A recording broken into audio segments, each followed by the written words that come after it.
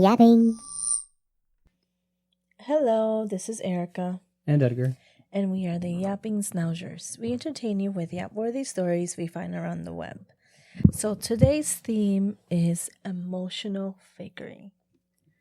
The first story is titled, Am I Overreacting for Finding Out My Boyfriend's Sister Wasn't His Sister?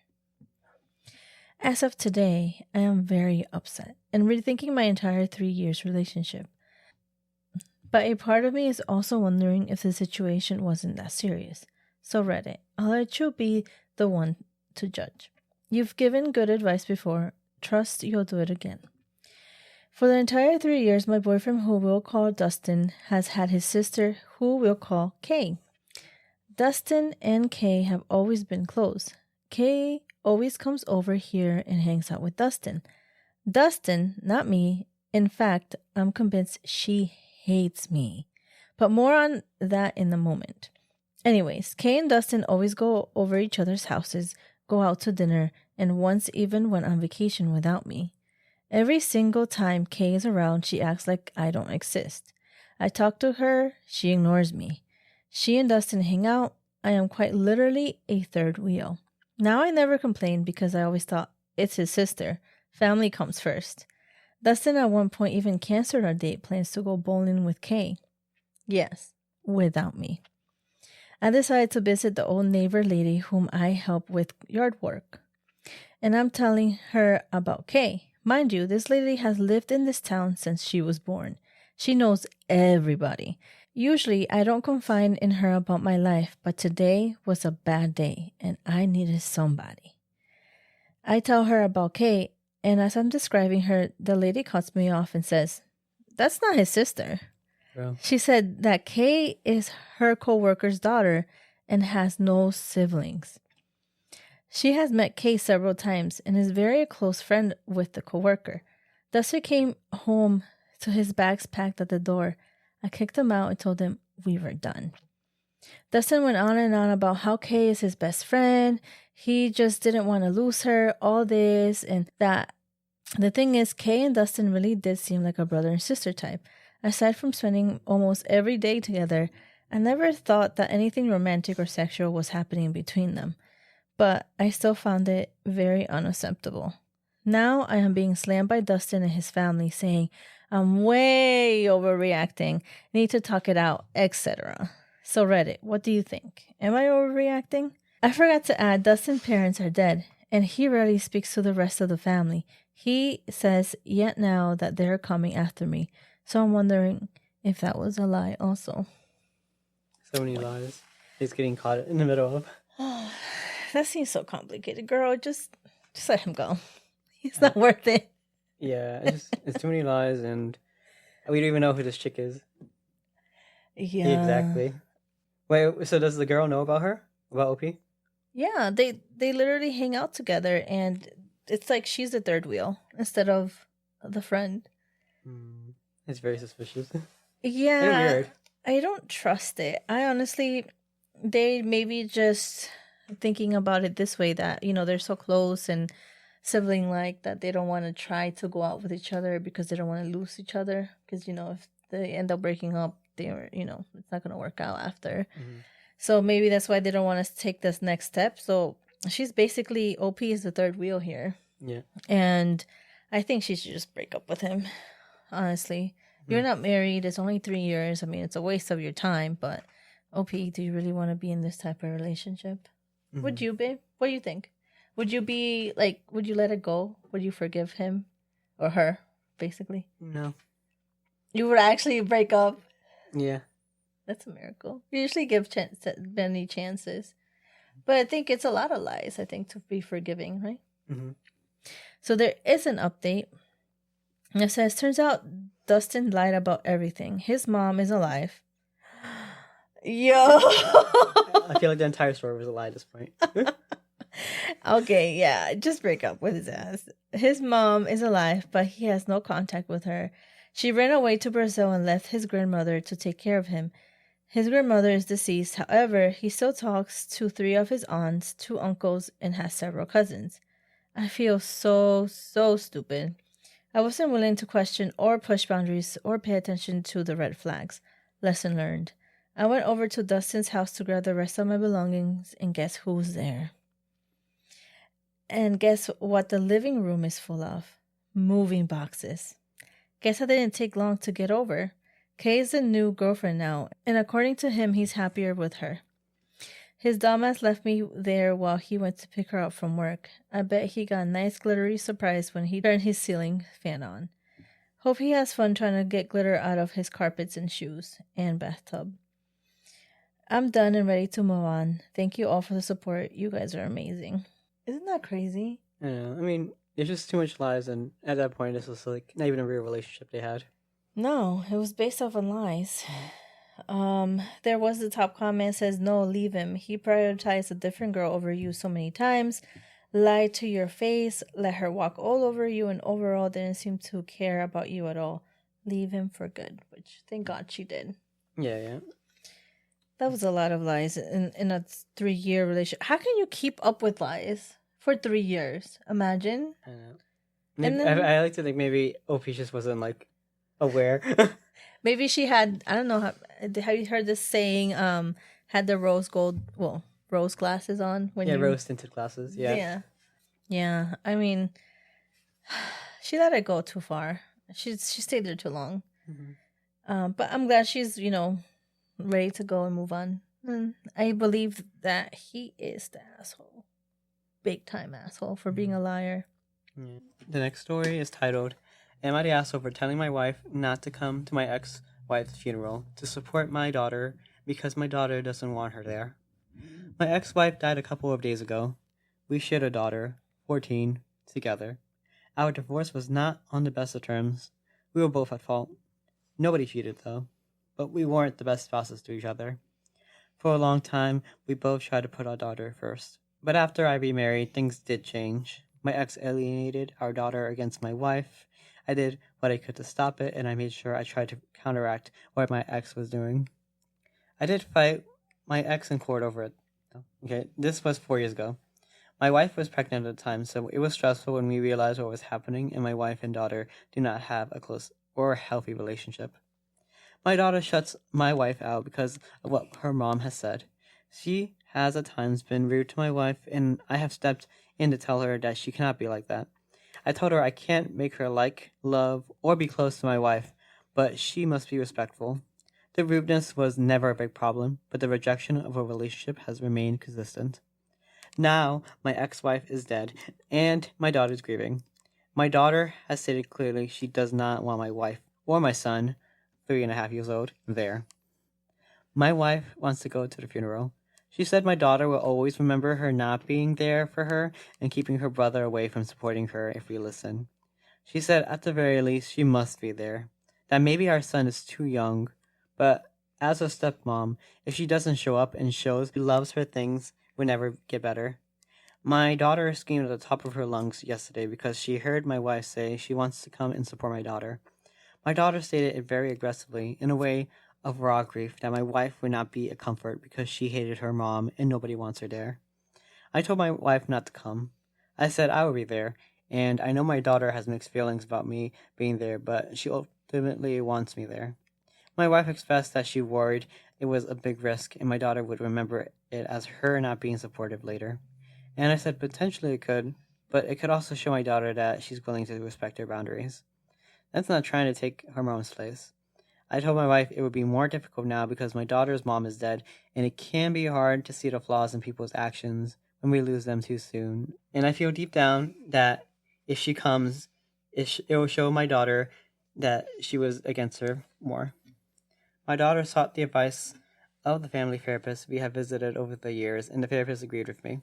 But my wife was upset. She told me she wanted my support and that she felt like I was encouraging her to not be a good stepmom. Am I the asshole? No. Yeah, I mean, yeah, you gotta respect the wishes of the daughter because she's like pretty emotional at the moment and hormonal probably. I mean, what would you do in this case? How would you try to make everybody happy? You can't really make everybody happy because you always gotta give in those kind of situations. So I would say at least he should try to talk to the daughter However, if she has made up her mind, Mm-hmm. there's just no going back. I think he should respect the wishes, which is what he's trying to do. So I would say he should speak to his wife for her to understand that it's not about her not being there for her. It's about his daughter's, way of grieving. Mm-hmm. You can't try to force yourself in there because it's not gonna help. Yeah. She'll reach out to her when it's when the time comes. You know what I mean? Yeah, or if the time comes. I feel like it looks like they don't like each other at all, and like that kind of doesn't really go away on its own. Yeah, I mean, if she continues to show up and showing up, even though she doesn't like her, eventually she'll see, okay, she was there for me. But at least I would think. I mean, So you would have. So if if your stepdaughter tells you not to go to like her real mom's funeral, you wouldn't. You would go. no, I wouldn't. But I'm saying to be with her any other time, like anything that she needs, and she needs support, be there for her. So eventually she'll see that, you're not going anywhere and you're trying to be there for her as a parent. Because, I mean, you can't just expect love and trust and just, being there for somebody and them reaching out to you is just automatic. You have to earn that. So if she hasn't earned it, you can't expect that, somebody give it to you. So I think she just needs some time. Yeah. Not the asshole. Your daughter is grieving, and unfortunately, your wife being there will not help her. She can be a good stepmom by respecting her stepdaughter in this time. Forcing her presence at such emotional charged time is just going to drive the wedge that exists further in. If your wife can't step back for a bit, your daughter might be able to gradually build a respectful relationship with her. To add to this, I think the best way she can support her is to say, I won't be going, but if you ever want to talk or need help at all, the door is open. I support you. That's it. Whether she takes it or not, that will be on her terms.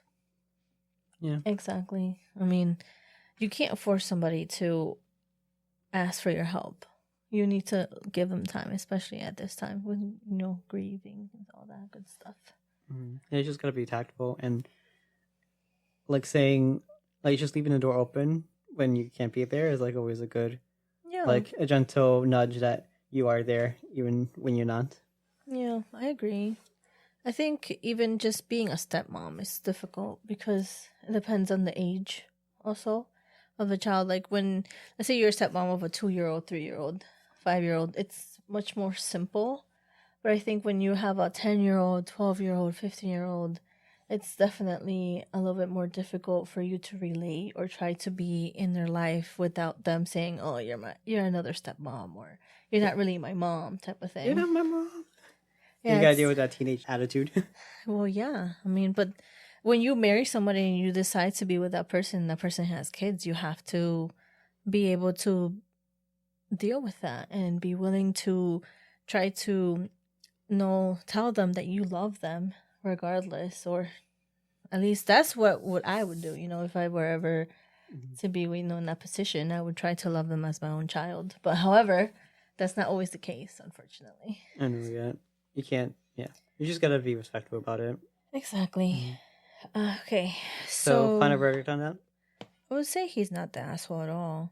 I don't think anybody's the asshole. Do you think?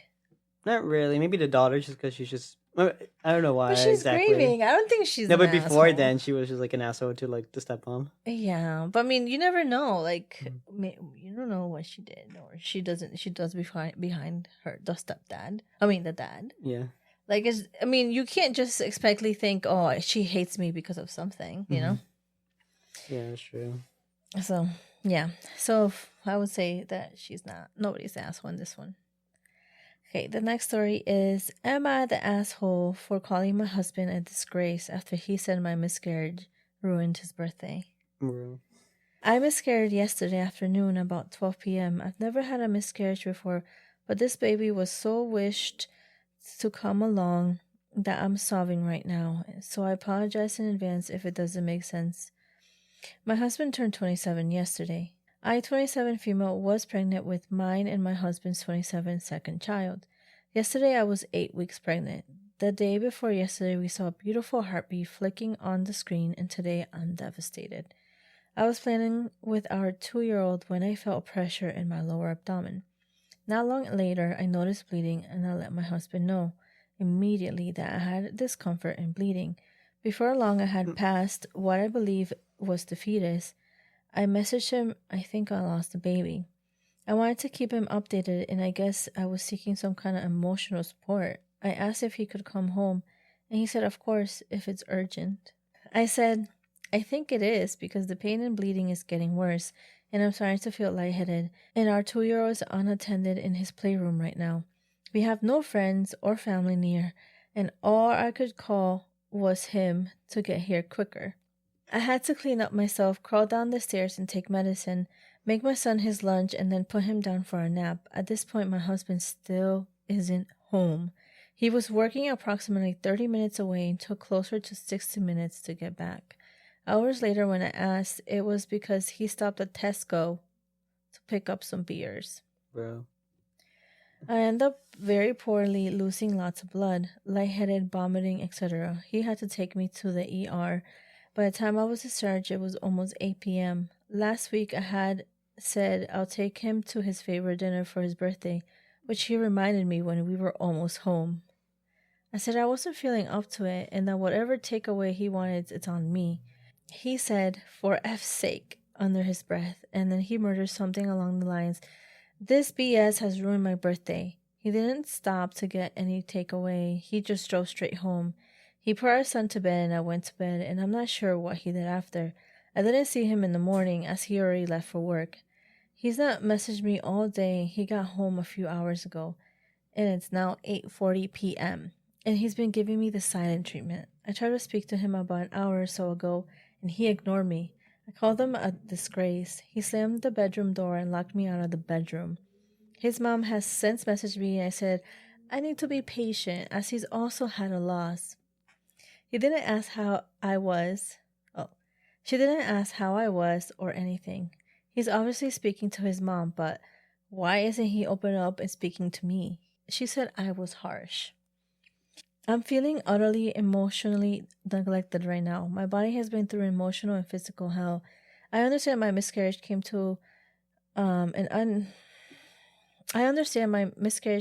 inconvenient time for him, as it was his birthday and all. I'm not sure if it's the hormones making me feel crazy, but is it nuts to contemplate divorce? Am I the asshole for calling him a disgrace? I think that's like a pretty crazy story. She just lost a baby, and then all you can think about is, we didn't get to go to my birthday dinner. I'm so in shock right now. I'm lost of words here. Yeah. The fact that I believe this is a common behavior. So For him? yeah. So I feel like she has to question if this is something that, that she's overreacting. He has made her feel like her feelings are not valid throughout the marriage, that right now she's questioning, should I have tried harder? Is it my fault? Is he not a disgrace? Did I offend him? Was I too it's insane that right now she's trying to basically not defend him, but she thinks that she's in the wrong in all this situation. Yeah, the quiet part is this is probably a common behavior for Opie's husband, and only now that this is the most extreme example, or the extreme thing that's happening, she's realizing it. Oh my gosh. Yeah. I also feel it's crazy. Even the mother is kind of I feel the mother probably enabled this behavior for Opie's husband.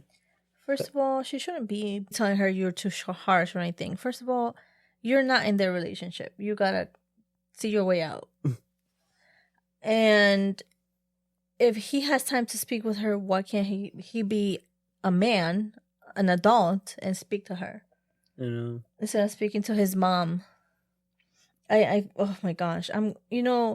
I feel so bad for OP, because this whole losing a baby, 8 weeks, you hear a heartbeat and you see the baby. She saw the baby, and that's just so traumatic. That's something that literally just doesn't, you don't forget about just a day after, a week later, a month later. It's very traumatic in someone's life. And I think she needs that support, and she doesn't have anybody near her or family. I think it's really sad at this point, and I think she just needs to honestly get a divorce. And OP, you're not nuts for contemplating divorce. You agree? Mm-hmm. So the top comment is, you are still at risk for infection at this juncture. It's still dangerous for you. Monitor your bleeding and temperature. Your marriage is over. How long do you stay with him is up to you, but this man is neither your husband nor the father material. He cares more about what he wants than your child and yourself. It took a crisis like this to show you who he really is. And not the asshole. I'm so sorry you're going through all of this. Mm. Yeah, he's just so egocentric. She needs to get rid of him. To the garbage he goes, and let somebody else pick up that garbage. Oh, it's so frustrating. Final verdict? No, not the asshole girl. Divorce him and get rid of him. The next story is titled, My Now Ex-Husband Didn't Want to Clean His Dirty Laundry Off the Floor. My revenge is still haunting him to this day. That sounds gross. But yeah, me, 26 female, and my now ex-boyfriend, 25 male, moved in together to a different country about 4 years ago. He was already living there for about 3 years, and for me, it was a time to join him. Let me tell you, this was a huge deal, and I am extremely stressful over the situation. I've never been living outside my homeland or even outside my family house before. Suddenly, I was away from my close ones. I had to improve my language 100%, and I couldn't find a job for the first 6 months, and the food was awful. I didn't even know how to get myself a doctor's appointment, and it was Corona time. On top of that, we had a very long time trying to get along with my partner, as it's pretty normal for all new roommates to establish a few rules and some common ground, but in our case, it felt like this process didn't really end up until the day we broke up. One day, he left his dirty underpants on the floor, literally next to the washing machine. Mind you, that our washing machine was located in the kitchen, so good for us cooking and eating next to it. I was frustrated because, come on, really? It's literally right there. I asked him to clean it up, and he said, yep, I'll do it. The same conversation was happening almost every day for about 2 weeks. I was relentless. I know it was just one piece of clothing, but it wasn't mine, and I'm not a person made to pick up after him. Every time it was the same story. I would remind him kindly. He would say he would do it later, and then go play video games with his friends and forget. For 2 whole weeks. So I came up with an idea. I didn't know his friends mostly, but I was in touch with a few of them. And I know that it was a typical male environment. They love to make fun of each other, and they generally don't want to hang out with you if you're easily offended. I messaged one of his friends if he could please tell my boyfriend to clean his dirty pants off the kitchen floor. You guess what happened next. The guys had a huge laugh at him. He was livid but cleaned up after himself and never left any dirty clothes on the floor ever again. We broke up 2 years later, but for the entire time they would still occasionally make fun of him. He tells them he needs to go because I came back from work. But did you remember to take your panties off from the floor? He says to them, I have a bad mood today. Maybe you didn't clean your panties off the floor, and so on and so forth. I bet they still do the same thing to him to this very day. So, I mean, yeah, this happened 2 years ago, so I feel like this probably wasn't the cause of his of their breakup. I think he just wants to spread the story to just even more people. Yeah. Mm-hmm. I think I mean, come on. The kitchen floor, that's just gross. Mm-hmm. I mean, the bedroom, I get it, okay? Was he like cooking with like no underwear on? Like, that was just, I feel like that's dangerous. I can't even imagine like coming into the house and seeing underwear or pants or something on the kitchen floor. Mm-hmm. I think I would be flipping out. But yeah, I mean, sometimes it doesn't work out, but I don't think that's the reason for, like you mentioned, for the breakup. Yeah. It's just probably something she was remembering while thinking about the whole relationship. Yeah. So the top comment is, I like how this turned out. They'll never let up. Now they can say you left because of his because of this dirty laundry. It makes him sound pathetic.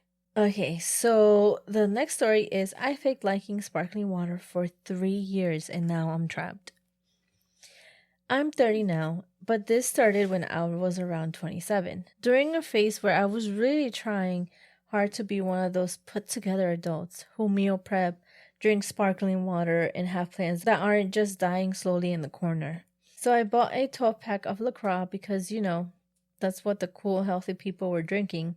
First sip, it tasted like someone whispered the word fruit into a cup of TV static. That was good. Absolutely disgusting.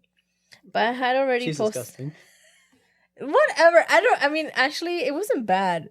But it's it's an acquired taste. You get used to it. Anyways. But I had already posted on Instagram story with the caption, "New addiction, LOL." And that was the beginning of my downfall. Friends started bringing LaCroix over when they visited. Co-workers stocked it in the office fridge because I liked it. My girlfriend, now fiance, thought it was cute how into sparkling water I was. So she bought me a soda stream for Christmas. Imagine having like so little personality that drinking bubbly is your personality. That is hilarious. Now I'm into deep. I've become the guy who nods softly while drinking what essentially is spicy sadness. I have flavors in my fridge with names like Pamplemousse and Lemoncello, and I pretend like I can tell the difference. I can't. It all tastes like carbonated regret. I wouldn't be this guy's friend. Sometimes I would. This is funny. Sometimes I love bubbly. I love sparkling water. But it doesn't mean because somebody doesn't like it, you can't be friends with him. There's too many difficulties in having a friendship. We don't need to have any differences. Whatever. I think he's super funny. Mm-hmm. Sometimes I just want a normal drink. But if I open a Gatorade, someone would say, "Whoa, no LaCroix today?" And I can't with this story. And I just fake laugh like, "Ha ha ha, gotta switch it up." Meanwhile, my soul is quietly screaming. Anyway, if you're young and reading this, never lie about your beverages. That stuff will haunt you. Thanks for coming to my TED Talk. That is so funny. I mean, I grew to like bubbly and anything sparkly. I hate polar spark, whatever. I know what you're talking about, but yeah, I don't. I think that's the only one I don't like, just because the too fizz strong. goes. No, I feel like the fizz goes way too fast. No, it's not strong enough for me. Nah, dude, it's too strong for me. I'm like choking there. Right. I liked it ever since I was little. Really? Mm-hmm. No, I didn't. I never liked. Only carbonated drinks I would drink would be soda when I was younger. But now I don't drink soda, and now I just drink bubbly, because obviously it's healthier.